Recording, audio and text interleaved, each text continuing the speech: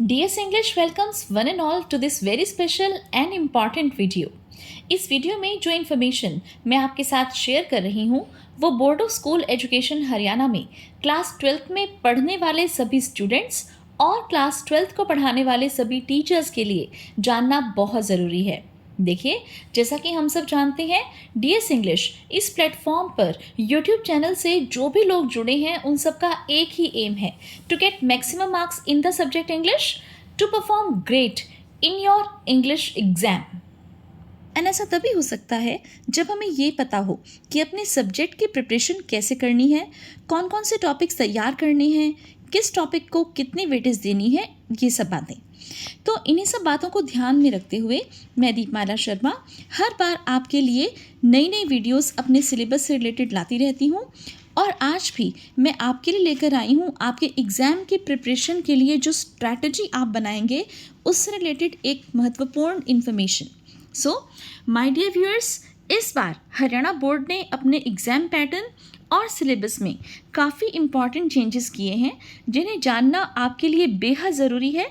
दरअसल NCERT ने भी अपने कुछ कंटेंट को रैशनलाइज किया है, तो उसे ध्यान में रखते हुए और नेशनल एजुकेशन पॉलिसी 2020 को ध्यान में रखते हुए हरियाणा बोर्ड ने ये सब बदलाव किए हैं। तो चलिए देखते हैं कि क्लास 12th में सब्जेक्ट इंग्लिश कोर में क्या क्या ऐसे चेंजेस हुए हैं from the point of view of syllabus as well as from the point of view of exam pattern, जो हम सब के लिए जानना बहुत ज़रूरी है। देखिए, इस समय आपके स्क्रीन्स पर आप देख पा रहे हैं syllabus and chapter wise division of marks 2023-24। तो इस अपकमिंग सेशन के लिए class 12th subject English core and code है इसका 501। तो कुछ जनरल इंस्ट्रक्शंस हैं। सबसे पहले इन्हें देख लेते हैं। There will be an annual examination based on the entire syllabus. The annual examination will be of 80 marks and 20 marks weightage will be given for internal assessment. तो हर बार की तरह से इस बार भी यही पैटर्न है कि 80 marks are there for annual examination means your theory paper and 20 marks for internal assessment. Internal assessment कैसे इवेल्युएट की जाएगी, ये थर्ड पॉइंट में हमें मेंशन किया गया है। The periodic assessment will include for 4 marks, 2 set exams will be conducted and will have a weightage of 4 marks, best 2 out of 3 towards the final internal assessment। 4 marks यहाँ पर रखे गए हैं 2 सेट के एग्ज़ाम्स के लिए। अगर 3 एग्ज़ाम्स होते हैं तो उनमें से जो बेस्ट 2 हैं वो इसमें शामिल किए जाएंगे।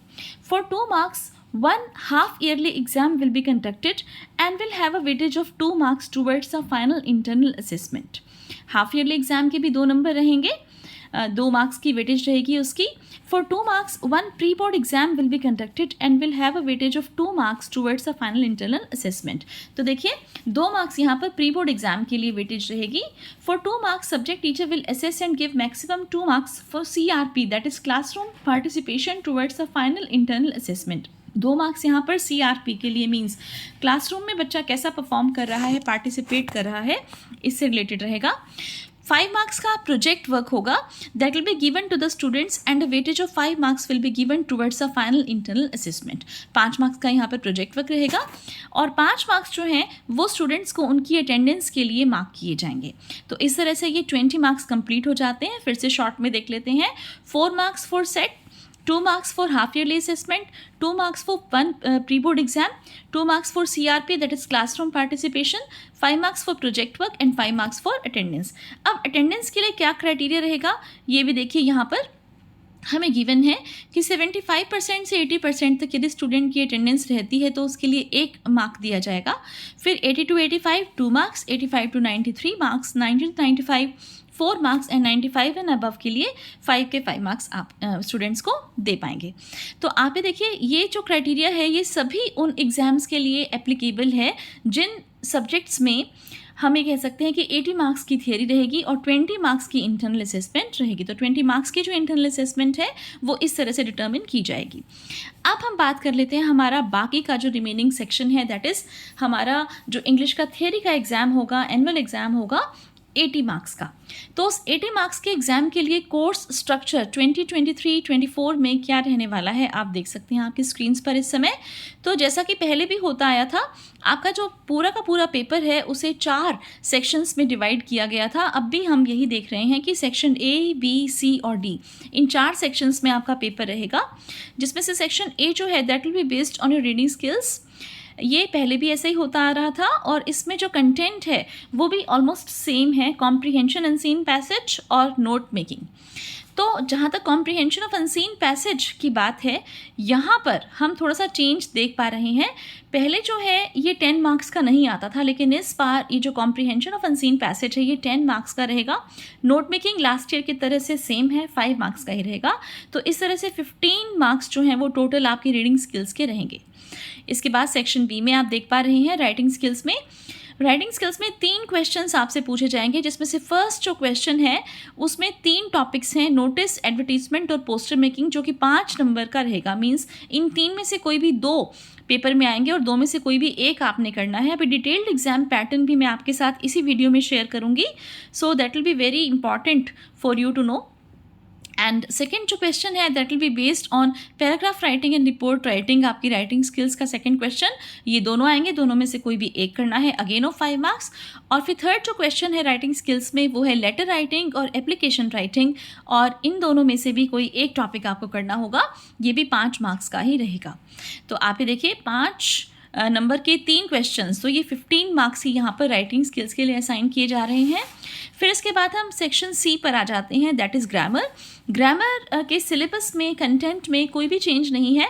5 जो टॉपिक्स हैं वही हर साल पूछे जा रहे थे 12th क्लास में पिछले कई सालों से, and those are the same this time as well. Tenses, narration, articles, voice and modals, each of 2 marks और यहाँ पर 10 मार्क्स। हाँ, इनके पैटर्न में कुछ चेंज है, वो एग्जाम पैटर्न को डिटेल में डिस्कस करते समय मैं आपको बताऊंगी, ध्यान से सुनिएगा।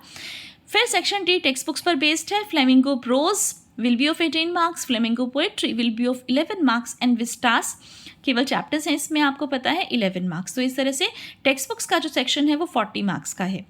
इंटरनल असेसमेंट 20, टोटल यहाँ पर थियरी का पेपर 80 और ग्रैंड टोटल हमारा यहाँ पर बन जाता है 100। तो कोर्स स्ट्रक्चर में 100 मार्क्स को किस तरह से डिवाइड किया गया है ये मैंने अभी आपसे शेयर किया।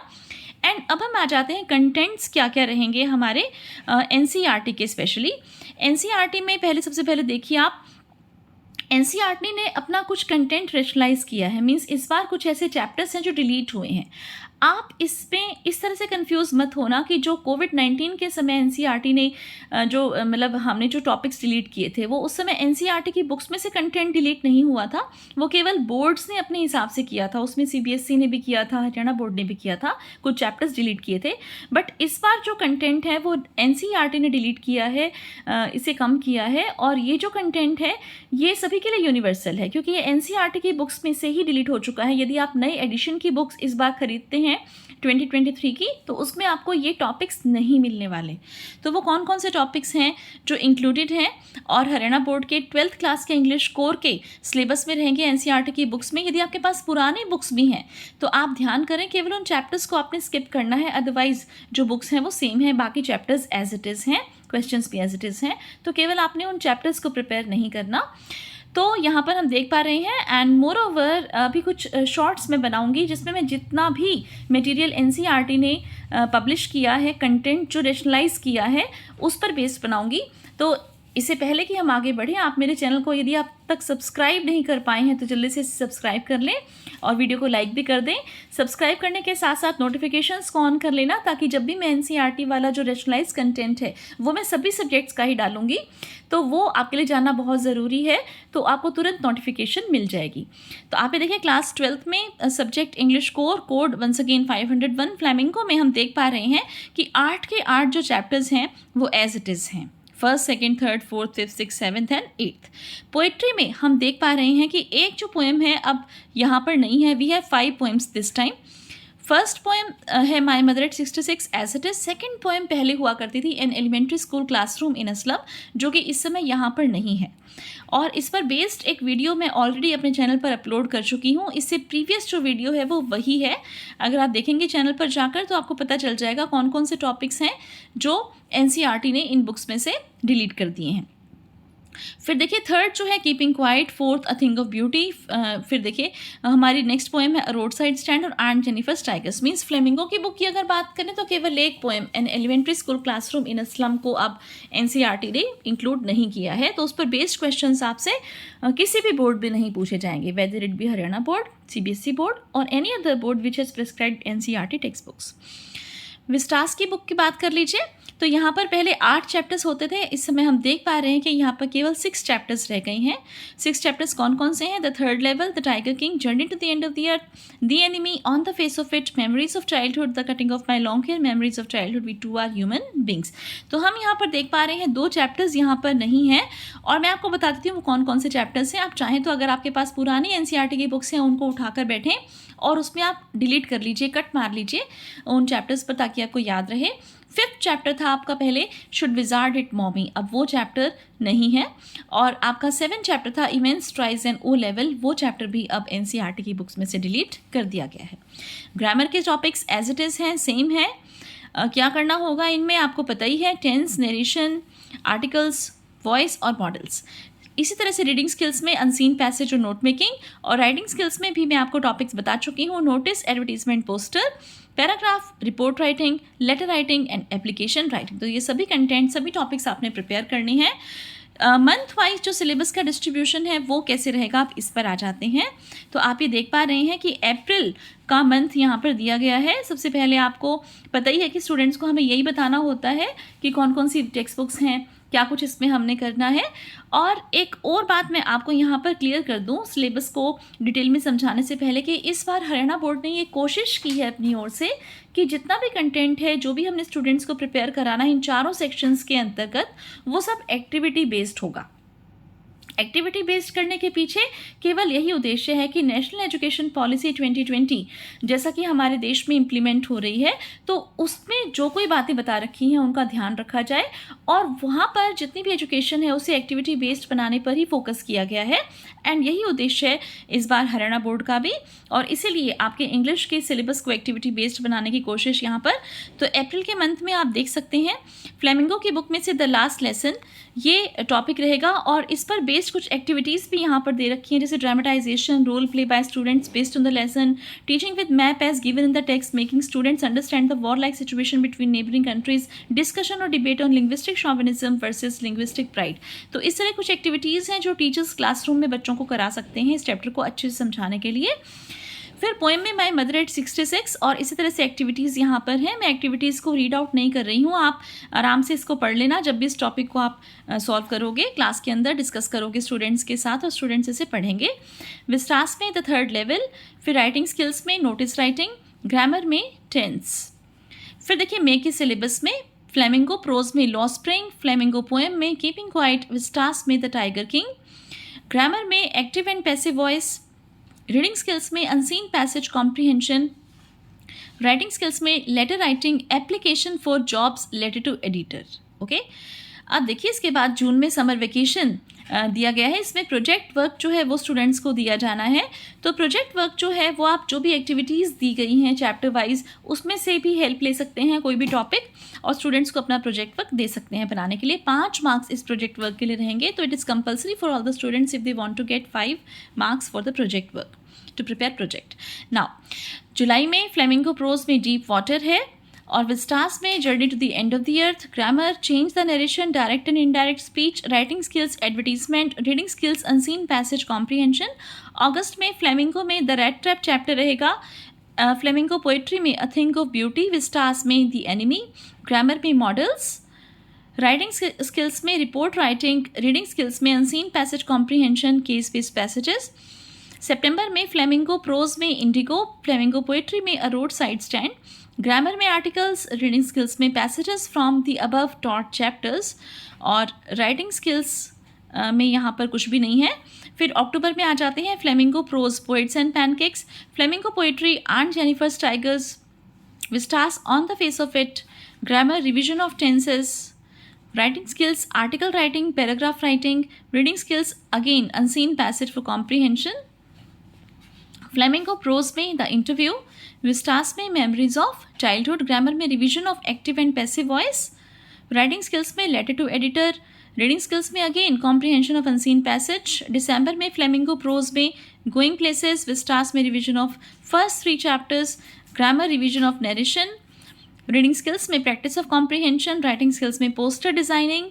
जनवरी में फ्लेमिंगो में revision of all 8 chapters, Flamingo poems revision of all 5 poems, Vistas revision of last 3 chapters, grammar revision of articles and modals, writing skills revision of whole syllabus, reading skills practice of comprehension, और इस तरह से फरवरी में revision.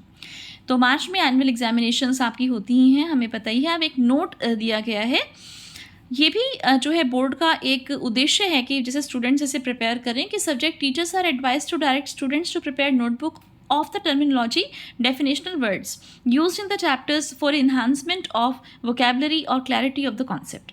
तो ये जो है teachers ने ये करना है कि जैसे बच्चों की जो नोटबुक्स हैं या तो उसके पीछे ही जस्ट या फिर कोई और अलग से एक नोटबुक लगवाएं छोटी, जिसके अंदर चैप्टर्स में अगर कुछ ऐसी टर्म्स हैं जो स्टूडेंट्स के लिए जानना बहुत ज़रूरी है, बेसिकली उनका जस्ट मीनिंग क्लियर हो जाए या कोई डेफिनेशन सिंपल सी बच्चे अगर उसकी लिख पाएँ, समझ पाएँ, तो इस उद्देश्य से एक हमें जैसे एक लिस्ट बनवानी है बच्चों को वो नोटबुक के अंदर। और जैसे एक छोटा सा एग्जांपल देती हूँ जैसे मैं आपको इसे समझाने के लिए। सपोज कीजिए अपना फर्स्ट चैप्टर है द लास्ट लेसन, और उसमें एक वर्ड आता है linguistic chauvinism. So what is linguistic chauvinism, इसके डेफिनेशन स्टूडेंट्स उस नोटबुक में लिखें। ठीक इसी तरह से सेकेंड चैप्टर में चाइल्ड लेबर के ऊपर है जैसे वो चैप्टर, तो चाइल्ड लेबर क्या है इस तरह से जैसे बच्चे लिख सकते हैं, राइट। तो ये चीज़ें हैं। फिर डीप वाटर चैप्टर है तो उसमें से मान लीजिए फोबिया क्या है, मैनिया क्या है, इसमें क्या डिफरेंस, इस तरह की चीज़ें जो हैं बच्चों को लिखवाई जा सकती हैं, नोट डाउन कराई जा सकती हैं। प्रेस्क्राइब्ड बुक्स हमें पता ही है कौन सी रहेंगी, दोनों ही board of school education Haryana और कॉपीराइट एनसीईआरटी की फ्लेमिंगो और विस्टास, दोनों बुक्स ही इस तरह से रहेंगी। अब आ जाते हैं हम नेक्स्ट स्टेप पर इस वीडियो के, एंड वो है हमारा क्वेश्चन पेपर डिज़ाइन 2023-24। तो class 12th subject English core code 501 के लिए क्वेश्चन पेपर डिज़ाइन कैसा रहेगा, अब हम इसे डिटेल में डिस्कस करेंगे।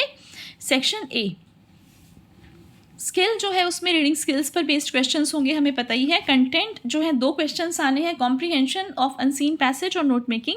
नंबर ऑफ क्वेश्चंस जो है वो 1 विद इंटरनल चॉइस रहेगा।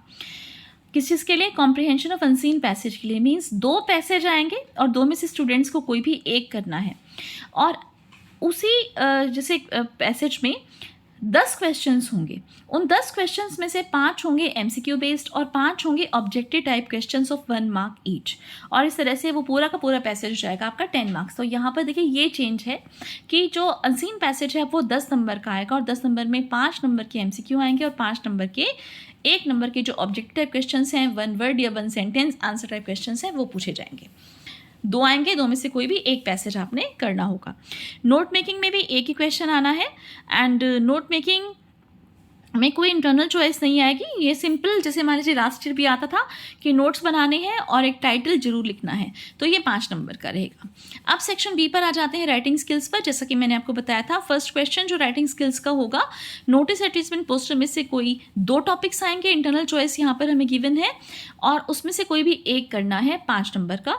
ठीक इसी तरह से पैराग्राफ और रिपोर्ट में भी इंटरनल चॉइस है, राइट, तो इसमें से भी कोई एक करना है 5 नंबर का। अगेन लेटर राइटिंग और एप्लीकेशन राइटिंग में भी इंटरनल चॉइस गिवन है, इसमें से भी हमें कोई एक करना है 5 नंबर का।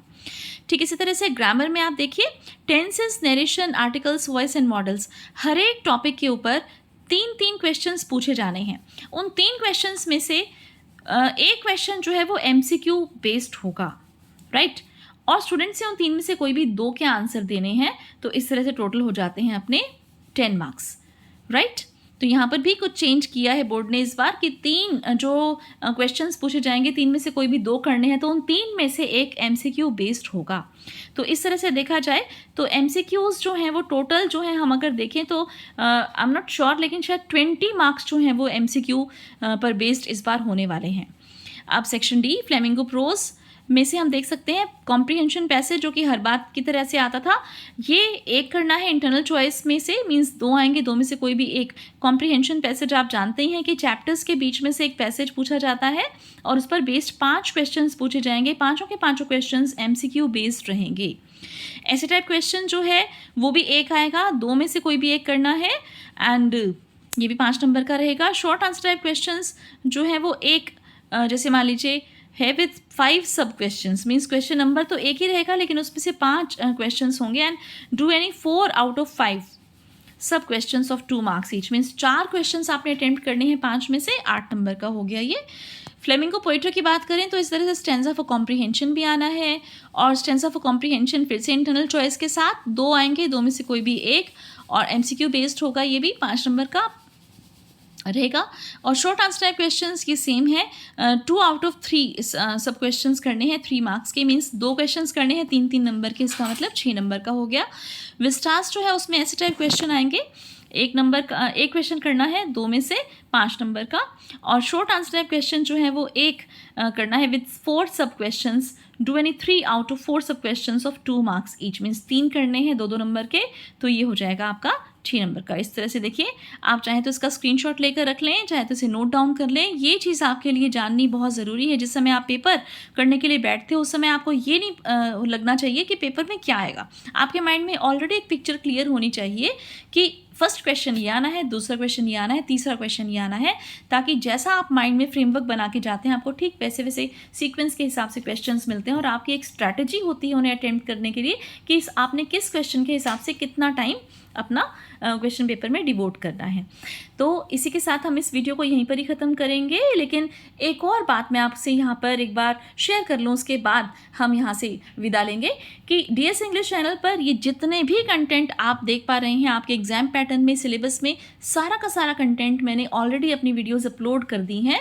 तो आप चैनल को सब्सक्राइब ज़रूर कर लेना, और जितनी भी ये वीडियोस हैं उनमें ये नहीं है कि केवल चैप्टर की एक्सप्लेनेशन ही आपको मिलेगी, साथ में आपको एनसीईआरटी के क्वेश्चंस भी मिलने वाले हैं, एमसीक्यू बेस्ड क्वेश्चंस भी मिलेंगे। फिर मैंने इस तरह की वीडियोस भी बनाई हैं जो कि ऑल इन वन करके सीरीज़ है मेरी, जिसमें ग्रामर पर बेस्ड सारे के सारे क्वेश्चंस और उनकी प्रैक्टिस, साथ में राइटिंग स्किल्स के सभी टॉपिक। तो इस तरह से आप देख सकते हैं कि सभी टॉपिक्स के ऊपर बहुत ही शानदार वीडियोस इस चैनल पर ऑलरेडी अपलोडेड हैं। तो आप इन वीडियोस का फ़ायदा उठाएं, and see you very soon in the upcoming videos. Bye bye for now.